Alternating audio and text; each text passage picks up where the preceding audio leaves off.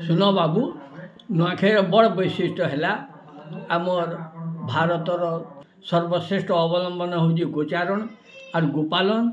ये जेन गोपालन बड़ उद्देश्य है आमर गोचारण जमी दरकार।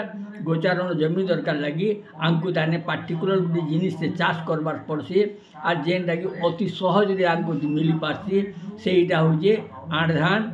आठ धान के आम 60 दिन दिने पाई पारुछूँ और इटा के पहला आम भगवान को सम्मान देवार उद्देश्य कृष्ण को सम्मान देवार उद्देश्य कृष्ण जन्माष्टमी परे परे ही यही नवान्नटा होता है और आम पहला हूँ कृष्ण को सर्वप्रथम सर्वश्रेष्ठ भक्त आम कृष्ण को उपासना करुँ और से कृष्ण को प्रथम भोग लगे आम नवान्न भक्षण करें कृष्ण को ही नवान्न अर्पण करा ही नवान्नर बड़ वैशिष्ट्य।